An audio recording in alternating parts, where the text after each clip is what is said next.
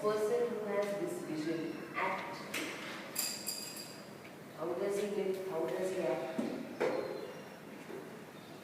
Hey Arjuna, Atma Aupamyena. Aupamyena. The word is upama. Upama means comparison. Aupamya means taken as comparison. So, Atma Aupamyena. Atma-upamyena. Taking, Atma here is not Atma, means just the I. Taking myself as the mode of comparison. Atma-upamyena. So just first we'll understand literally and then I'll explain. Atma-upamyena. So taking myself as the mode of comparison. Yaha samam sarvatra pashyati. He who, yaha pashyati, he who sees sarvatra, everything, samam. Samam here is by the same standard as my standard, because I have taken myself as comparison. Now we'll find out what that standard is. You see everyone by the same standard as you see yourself. He is giving you in this verse a definition of dharma.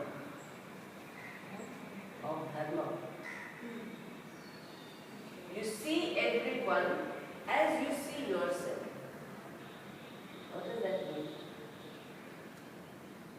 I know what hurts me. I know what causes me dukkha. I know what causes me sukha. Broadly, I like to be helped. I don't like to be cheated.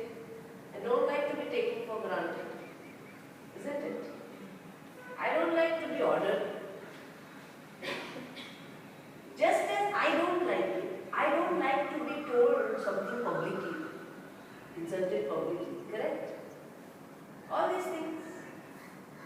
So here this person takes himself as the standard. I won't want it to be done to me. Same thing, I won't do to others. A heightened sensitivity for that.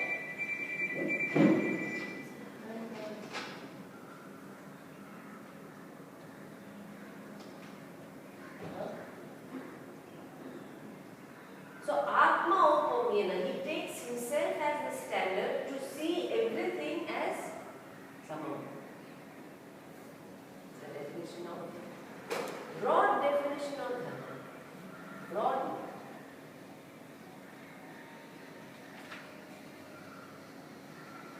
See, it's very easy to say this, but while living, you can do it. Provided you have that heightened awareness. You know, if someone hurts you or someone does something, the instinct, the basic instinct is revenge. I'll do something, I'll puncture his tire, I'll do this, I'll do that, I'll scratch something. Isn't it? He did. So I'll do the same. Now think, if you were the recipient, and if it had to come back to you, would you still do it? Because karma never ends. Karma phala never ends. That doesn't mean I'm not suggesting that you don't perform any action, but think, set yourself as the standard. This is what this yogi is doing. You do unto others as you would have them do unto you. That's what he's saying.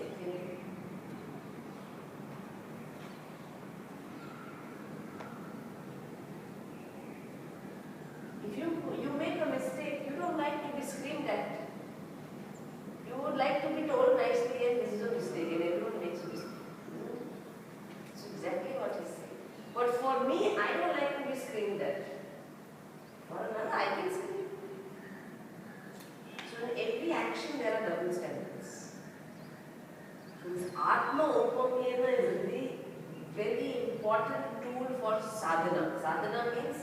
You have to practice it. Very, it's difficult, but you have to do it. It's not easy. So sukham va yadi va dukkham. So as far as sukham is concerned or dukkham is concerned, this yogi has his own standard, isn't it? He should be careful, relate to others, taking himself as a standard. Not have one standard for himself and one for the rest of the world. That yogi, Parama, that yogi is the best. Mata. He is considered to be the best of all yogis. Which means this is a lifelong exercise. Treat others the way you would like to be.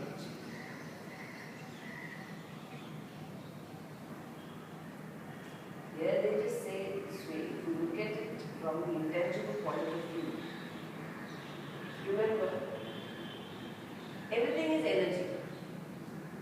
Correct? Thought is energy, speech is energy, actions are energy, everything is energy. The law of energy is, it cannot be created, it cannot be destroyed. It will only change, it can only change form. Correct? So when you live, think about what energy you are sending out through your thought, through your speech, correct? Through your actions. What is that energy you are sending? Let us say a person who is abusive, who's got a sharp tongue, sends out all this abusive language constantly. The people around are not going to receive it. Nobody receives it because it's hurting, so they reject it back. Where is that energy going to? It's not going to be destroyed. It will sit somewhere and come back. So karma phala comes back. And what did the person do? Nothing. He said, I only was abusive language. Abusive language is backed by thought, isn't it? The thought is what comes back. It's energy. So what is it you are breathing? You have to think of it. It's all thought breathing. What thought are you breathing?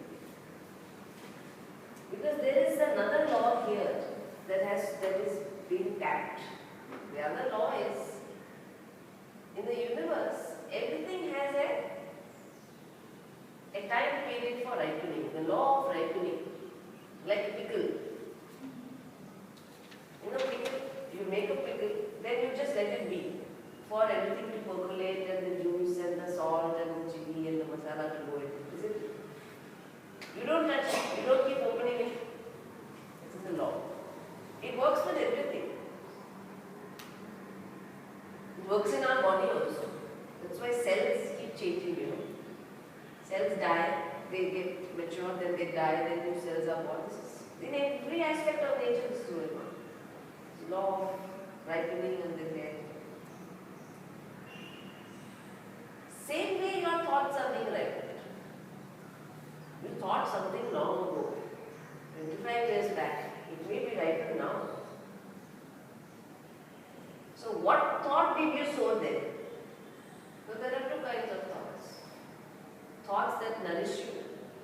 Thoughts that will emaciate you. There are only two kinds. So what thought have you sown? And innocently we have done so many things. We have had this thought of vengeance, thought of anger, thought, I am teaching a lesson, I will do that. Hey, whatever you do, but ultimately it is energy that will come back to you. It's the way it works, you can't escape. Every thought.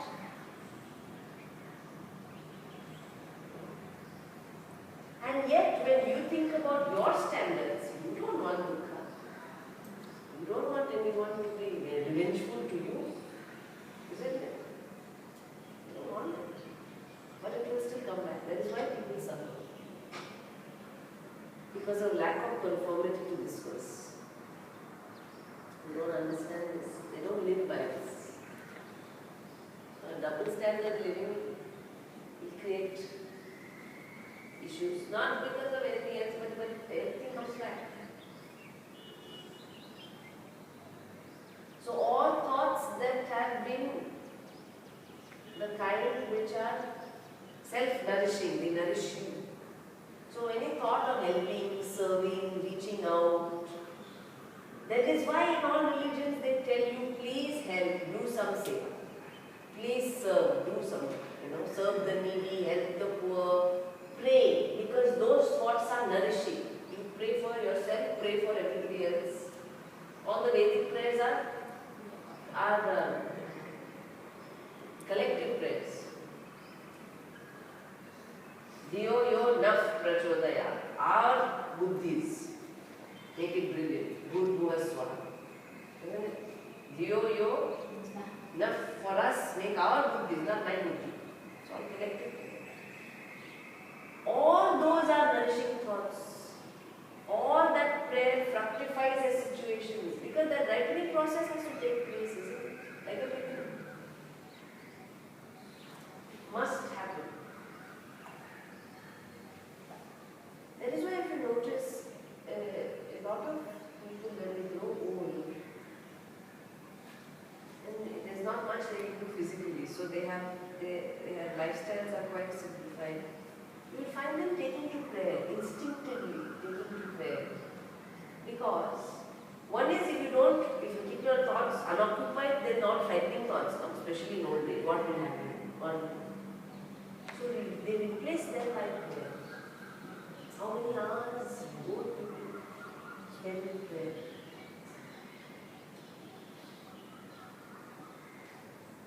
The same thing if you had to do in your youth, you would have reaped that old age. Does the beginning time, the ripening time will take its own time? It works. It must work. It works because energy can't be destroyed. Nothing is destroyed. No chant, no prayer, no thought goes unaccounted for. No thought. Therefore, if any other thoughts, distracting thoughts or some thoughts that you don't want to come, let them come and pass. You have to substitute them with what you want to nourish.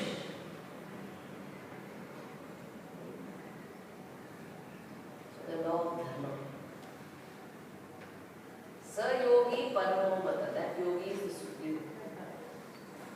He is considered supreme who lives like this, takes himself as a companion. Lived, how he puts it. The same laws, which now are, made big, but he has said it long ago. Very simple. Now we say do unto others, don't do unto others. We say long ago.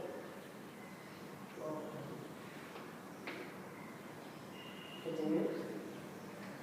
Arjuna Vacha Yoyam Yogastvaya Protah Samyena Madhusudana Etasyahanna Pashyami Chanchalatva Siddhim Stiram Arjuna Vacha Yoyam Yogastvaya Protah Samyena Madhusudana Etasyahanna Pashyami Chanchalatva Siddhim Stiram.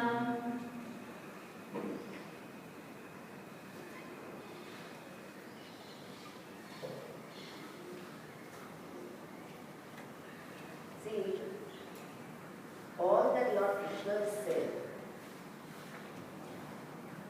is most important,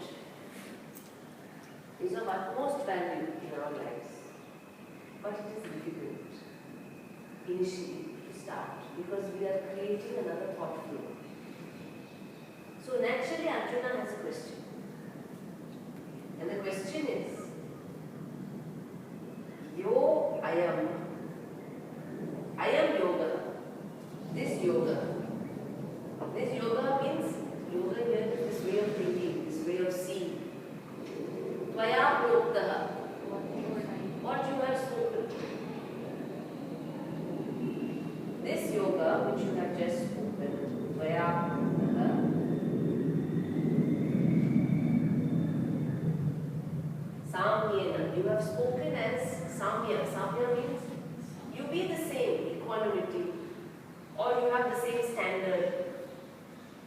standard for yourself and others. So that which you have explained by way of this same standard, Samyena, He Madhusudana, O Krishna. So this yoga, etasya, aham na pashyami. I don't see. I don't see means I don't understand. How is it possible? I don't understand. Why? Chanchalatvat. Chanchalatva is the jumping nature of the mind. In other words, impulsiveness. And what is impulse? Think about it. What is this chanchala? What is this impulse? Our thoughts go in the same grooves. Isn't it? Whatever we've lived so far, it's easy to live in the same way. Who wants to change? So I am jumpy, my thoughts jump. Chanchalatvat, due to the nature of this unsteadiness of my thought.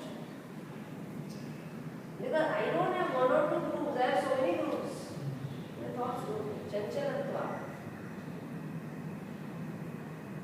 So chanchalat sthitim. So aham na pashyami sthitim sthiram. Chanchalatvat. Take it like I don't see sthitim sthiram. I don't see the continuity. Sthiti means the steadiness. Sthira means an abiding continuance. I don't see how what your vision you have mentioned to me will have a steady continuance.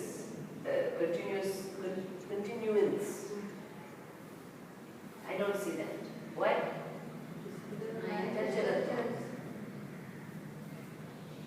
A reactive mind. That's what it is. Our minds are reactive. They don't pause, it doesn't pause, it doesn't wait.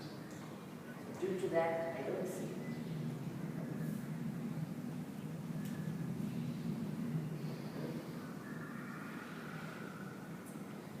Really speaking, Chanchala alright. The mind is unsteady alright. See, this mind should never be made a whipping boy. Mind is like that, mind is like this, mind is that. Everything has its own words. You just have to find it. That's your intelligence. You have to find it. It's like, there is one flower, light blue flower. It's called hydrangea. It's bluish. Now this flower, you want to make the color of the flower dark blue. How do you do it? One gardener recognized how to do it.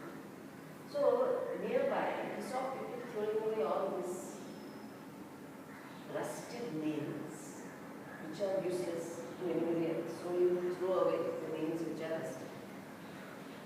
What this flower thrives on is the iron of those nails.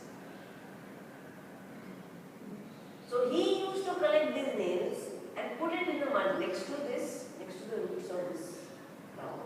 The iron makes the flower a darker, deeper blue.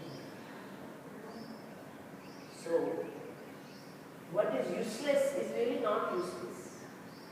Everything has its own value. Only if you are steady enough to find it. Therefore, this Chanchala Mana, don't blame it. It has got its own use somewhere else.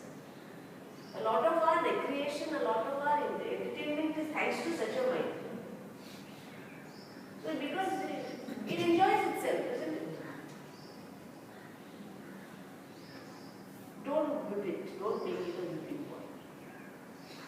Although Arjuna asked this question, you don't have to look at my mind is like that, yes, mind is like that. So, but he says, I find it difficult to follow what you're saying because my nature is such. It's a highly reactive mind. Therefore, what should we do? Lord Krishna took the art.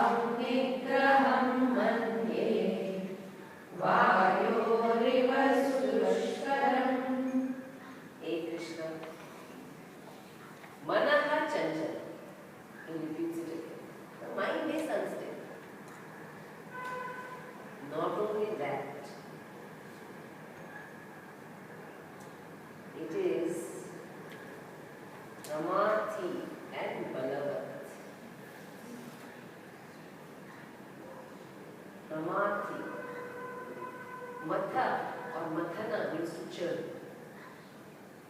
If you say pra plus, pra is a prefix which gives strength to that churning. Ramati means the mind has tremendous churning power. Churning power means what? It will not allow you to sleep, it will not allow you to eat, it will hang on to that same thought or worry or fear or anxiety or whatever it is you are carrying. It will churn you, it will make you miserable. Ramati, the mind is like that. Now you are asking me to see, to have all this vision, but my mind is playing with me in other ways. You know, this is a good thing, once in a while, just to pause and think of what am I thinking most of the time. Just pause. What is my predominant thought? You will find it. And that's the time you have to deal with it. If you don't deal with it, you carry it for years. The predominant thought. For an example, some people will carry this predominant thought. Oh, life is such a burden, so much work. Work is never ending. Correct? Yeah, I'm sure everyone has this thought. Work is never ending, especially the ladies. Because never ending. Because you have to make 3 meals a day, never ending. You have to clean the house, never ending. People throw things here and there, never ending. So every time you want to sit down, one more thing. So this creates a predominant thought. What is that thought? So much work. And you will carry it all your life. Is it not? Very innocently we carry. And therefore, even when you do have a spare moment, you don't really enjoy the vacuum. So much work is pending. No, you live like that, you will die like that. You really never enjoy any moment. And you understand, you have wealth, you have houses, you have good people around you. This is so much work. Is it not?